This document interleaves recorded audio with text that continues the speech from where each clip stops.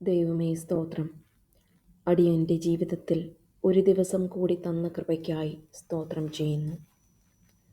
അടിയന് ശുദ്ധമായ വായു ശ്വസിക്കാൻ തന്ന കൃപയ്ക്കായി സ്തോത്രം ചെയ്യുന്നു. അടിയന് ശുദ്ധമായ വെള്ളം കുടിക്കാൻ തന്ന കൃപയ്ക്കായി സ്തോത്രം ചെയ്യുന്നു. അടിയന് നല്ല ഭക്ഷണം കഴിക്കുവാൻ അവിടുന്ന് തരുന്ന കൃപയ്ക്കായി സ്തോത്രം ചെയ്യുന്നു.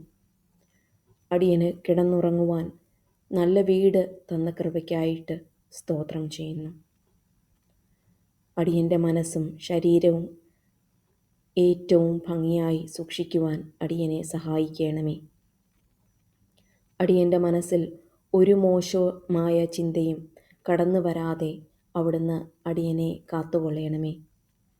അടിയൻ്റെ മനസ്സിലേക്ക് ഒരു മോശമായ ഓർമ്മയും കടന്നു വരാതെ അടിയൻ്റെ മനസ്സിനെ കാത്തുകൊള്ളണമേ.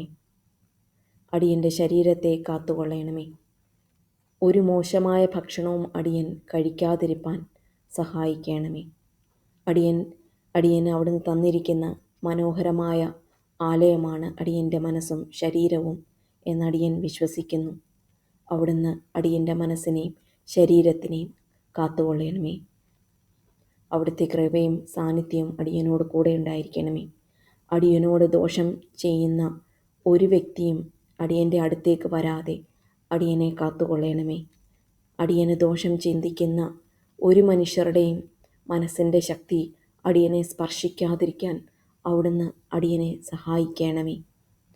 മറ്റുള്ളവരുടെ നെഗറ്റിവിറ്റി ഒരു രീതിയിലും അടിയൻ്റെ മനസ്സിനെ ബാധിക്കാതിരിക്കുവാൻ സഹായിക്കണമേ.